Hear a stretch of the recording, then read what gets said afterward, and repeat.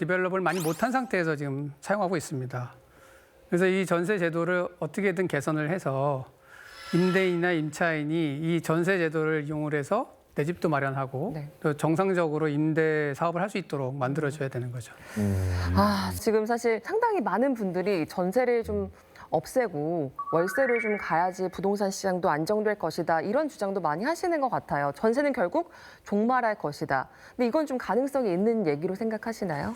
글쎄요, 뭐 제가 죽기 전에는 안 없어질 것 같고요. 제가 보기에는 뭐 한 100년은 지나야 없어지지 않을까요? 그러니까 전세가 사금융이라고 하는 그런 제도적인 측면에서만 보면 은행에서 돈을 잘 빌려주면 전세가 없어집니다. 그렇지. 근데 사금융만 있는 게 아니라 계약 형태이기 때문에 전세가 없어진다는 거는 보증부 월세도 없어진다는 얘기거든요.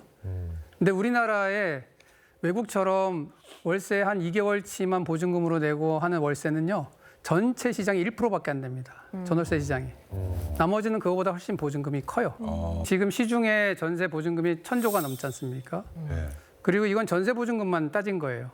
보증부 월세에 있는 것까지 따지면 몇 천조가 될 텐데 그러면 그 보증금이 전부 다 월세로 전환이 돼야 되고 10억에 전세를 살고 있다. 이런 사람들 강남에 많잖아요. 네. 그러면 월세로 따지면 한 달에 500만 원씩 내야 됩니다. 1년이면 6천만 원. 그거를 낼 사람이 몇 명이나 있을까요? 그러니까 시간이 가면서 점차적으로 보증부 월세 형태로 해서 많이 전환은 되겠지만 이게 전세가 없어지기는 굉장히 어렵다. 이렇게 볼 수 있겠습니다. 앞으로도 이제 굉장히 이 전세 문제 때문에 우리나라의 세입자들이 여러 가지 위험에 직면할 가능성이 높습니다. 높습니까? 네. 그럼 뭐 낮출 뭐 아까 말씀드린 낮추려면은 그러한 제도를 도입을 해야 됩니다. 전세권 설정 의무화라든가, 네. 그다음에 전세가율 상한제 같은 거 네. 이런 것들을 도입을 해야 됩니다. 또 이제 우리가 전세를 들어가는 입장에서 보면 중개사들을 한 분만 가서 믿고 막 계약하지 말고 적어도 3군데 이상은 가봐야 된다. 부동산 3군데 이상? 그렇죠. 3군데인데 똑같은 물건을 찾으러 가는 게 아니라 옆에 있는 물건도 근처에. 좀 받아보고 그래서 비교를 해봐요, 전세금을. 그래서 내가 들어가려고 하는 집하고 옆에 있는 집하고 상태가 비슷한데 여기는 2억인데 여기는 2억 5천을 달란다. 뭐 그런데 이 부동산 중개인은 여기 굉장히 싼 거야, 좋은 거야 막 이렇게 얘기를 하신단 말이죠. 그러면 좀 의심해봐야죠. 지금 우리가 최저가 열심히 검색하는데 네. 집에 대해서는 안 하는 것 같아요. 네. 그리고 이제 등기부등본 보는 방법을 좀 공부를 하시는 게 좋아요. 맞아. 등기부등본 얘기는 이게 많이 중요하다고 들었는데 하더라고요. 등기부등본은 3파트로 나눠져 있습니다. 이제 표제부라는 게 있고, 그다음에 갑구가 있고 을구가 있어요. 네. 표제부에 있는 거는 내가 계약하려고 하는 이 전셋집이 맞는가 그걸 보면 되는 거고, 갑구에 있는 거는 이 집이 손바뀜이 많이 됐나 이걸 봐는 거죠. 많은 사람이 사고 팔고 했다. 네. 그럼 위험한 물건이죠. 정상적인 집은 그렇게 많은 사람이 사고 팔고 하지 않습니다. 짧은 기간에. 네. 을구가 제일 중요한데요. 네. 을구에 예를 들어서 뭐 무슨 은행에 근저당이 잡혀 있다든가, 그렇죠. 그다음에 어떤 신탁회사의 신탁으로 소유권이 이전돼 있다든가. 그렇다면 그 내용을 꼼꼼히 확인하셔야 됩니다. 그 신탁을 하게 되면 보통 담보 신탁을 하게 되는데, 담보 신탁이라는 게 뭐냐면 내가 돈을 빌리려고 하는데 은행에 그냥 빌리면 이 건물 가격을 10억밖에 안 쳐줘요. 근데 신탁회사를 통해서 빌리게 되면 신탁회사가 제대로 평가를 해서 한 12억 정도 평가를 받을 수 있습니다. 네. 더 많이 빌릴 수 있는 거죠. 네. 그래서 이제 신탁 등기를 넘기게 됩니다. 그러면 이제 소유권이 넘어가거든요. 네. 근데 이 신탁 등기가 있는 상태에서 전세 계약을 체결했다면 저게 나중에 없어져도 문제가 될 수가 있어요. 그래서 신탁 등기가 있다면 그 신탁 원부를 항상 확인을 해야 되고, 이게 없어진 날짜하고 자기가 들어간 날짜, 이것들은 이제 잘 봐야 되는 거죠. 아이고 복잡해. 딱 들어가 있는 건 안 하는 게 낫겠다. 아이고 복잡해. 그러니까 신탁 들어가 있는 거는 신탁사하고 전월세 계약을 체결해야 됩니다. 근데 거기하고. 저기 있는 개인하고 체결하게 되면 이걸 무권 계약이라고 해요. 권리가 권리가 없는 없는데 사람하고 계약을 계약을 했다고 하는 겁니다. 그래서 아까 자기가 월세 들어갔는데 집주인인 것처럼 속이고 계약했다고 하잖아요. 네. 전형적인 사기입니다. 그래서 이 제도적 보완에서 가장 필요한 거는 사실 이제 부동산과 관련된 여러 가지 사실들이 등기부등본에 다 나와야 되는데 잘 안 나온다는 거예요. 그래서 이러한 것들을 한번 우리 볼리비아 사례를 보고 이제 말씀드리겠습니다. 네.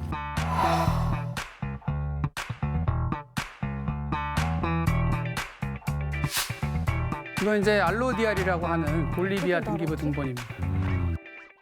근데 이게 어떤 주택은 이게 30장이 넘어요. 원래 주택을 지었을 때부터 처음부터 끝까지가 다 나와요.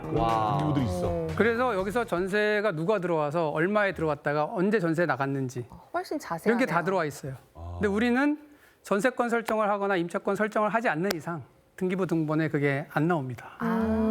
그러니까 우리가 등기부 등본에 전세권 설정을 의무화해서 지금 이 집에 전세 들어왔다 나갔다 한 사람들이 누구고 얼마에 들어왔다 나간 네. 건지 지금 살고 있는 사람들은 얼마에 살고 있는지를 아, 그냥 다 모든 사람이 알 수 있게 해줘야죠. 네. 그럼 많이 이제 막을 수가 있습니다. 근데 얼마 전에 인터넷에 보는데 등기부 등본은 당신을 책임져 주지 않는다. 법적 권한이 없다. 이런 글이 올라와 있어가지고 깜짝 놀랐습니다. 네. 이건 어떻게 된 거예요? 우리나라 등기부 등본의 문제는 이제 공시력만 있고 공신력이 없어요. 시력? 공시력이라고 하는 보여주는 건 거. 현재 사실을 보여주는 겁니다. 아, 네. 예. 근데 이렇게 된 이유는 우리가 이제 일제 강점기를 거치고 남북으로 분단이 되면서 북한에 있는 사람이 소유권을 가지고 있는 경우가 있어요. 근데 알지를 못해서 이제 남한에 있는 사람한테 이제 소유권을 넘겨준 경우 네. 북한 사람이 와서 내 소유라고 증명을 하면 이 소유권 자체가 없어집니다. 그래서 이 등기부 등본에 있는 사실에 대해서 공적으로 100% 보장한다는 건 안 됩니다. 그냥 공시력만 존재하기 때문에 등기부 등본도 100% 믿을 수는 없는 거죠. 아니 근데 쌤 그럼 뭘 믿어야 되죠? 북한 소유자가 지금 우리 뭘? 우리가 남북한 갈라진 지가 언젠데 아직도 그것 때문에 그렇게 되는 게 그래서 말이- 이제 공신력을 갖춰야 된다는 얘기가 많습니다. 아, 근데 아직까지는 그게 안 되고 있고요. 그래서 사기를 마음 먹고 치려고 그러면 피할 수는 없을 것 같긴 한데 그러니까요. 그래도 그래도. 피할 수 있는 방법은 네. 말씀드린 대로 여러 부동산을 가봐라. 알아보세요. 그런 거고 그다음에 등기부 등본은 항상 자기가 직접 띄워봐라. 아, 보여주는 걸 너무 믿지 네, 말고 남이 띄워주는 것은 믿지 말고 부동산 직접 해라. 직접 띄워봐라. 위조가 기억하겠습니다. 가능하니까 네, 네. 그런 부분들이 항상 이제 중요하죠. 어떻게 보면 기본적인 건데 이게 실천하기 쉽지가 않아요. 맞아요. 오늘 이제 강연을 이제 마무리해갈 시간이잖아요. 맞아요. 어느 강연보다도 사실 좀 막 이렇게 계속 듣게 되고 알게 돼야 되는 그런 정보인 것 같은데 선생님 마지막 제 질문은 올해 전세 시장 전망이 네. 어떻게 되는지. 전망하기는 굉장히 힘들죠. 변동하는 이제 시장 상황도 있고 뭐 변수가 많기 때문에. 예, 예. 그런데 이제 뭐 몇 가지를 짚어보면 일단 작년하고 재작년에 인허가 물량이나 착공 물량이 굉장히 많이 줄었습니다. 그래서 재작년에 한 20% 정도 줄었는데 작년에 또 한 40% 정도 줄었거든요. 어이쿠. 올해 말에서부터 그 다음까지 이제 입주 물량이 많이 줄어든다는 얘기가 되거든요. 그러니까 전세 시장은 앞으로도 계속 오를 것 같다 네. 이런 생각이 듭니다. 네. 그래서 그런 부분들을 감안해서 전세 들어가시면 되겠습니다. 매매는 어떻습니까, 선생님? 매매도 저기요. 마찬가지로 네, 올해 마이너스. 말부터는 좀 예. 위험하다라고 보여집니다. 매매는 위험하다고요? 네, 매매를 이제 위험하다는 게 많이 오른다는 뜻이죠. 아, 가격이 네. 오를 수 있다, 이제. 네. 아하. 그럼 어디 마포, 용. 저 너무 많은 개인적으로 네, 생각하는 거 따로, 아닙니까? 따로. 많은 분들이 네. 궁금해하실까? 많은 분들이 마포 정말 쪽을 궁금해하시잖아요. 접어두겠습니다. 그거 접어두겠습니다. 그래서 전세 보증금 증액이라든가 이런 거에 대해서 미리 대비를 하시는 게 좋을 것 같고 네. 아까 말씀드린 대로 너무 전세가율이 높은데 살고 계시면 그걸 좀 확인하셔가지고 나중에 올려달라고 그럴 때 네. 이제 월세로 좀 하자고 이렇게 하는 것도 좋은 방법인 것 같습니다. 그리고 이제 우리 아이들이나 젊은 청년들이 부동산 교육이라든지 주택의 어떤 임대차 제도에 대한 교육이라든가 이런 걸 꼭 좀 받았으면 좋겠다는 생각입니다. 그리고 시중에 나와 있는 뭐 책들이나 유튜브나 뭐 이런 걸 보면 다 뭐 어떻게 투자해서 10억 벌어라 뭐 이런 건데 그런 것보다 더 중요한 게 우리가 전세 사기 안 당하는 법, 그다음에 부동산 등기부 등본 보는 법 네. 그런 거죠. 그 전세가율이 어떤 의미인지, 그다음에 세입자 권리는 어떻게 찾을 수 있는 것인지, 임차권 설정은 뭔지 이런 생존에 필요한 교육들을 반드시 우리가 해주고 또 받아야 된다 적기에.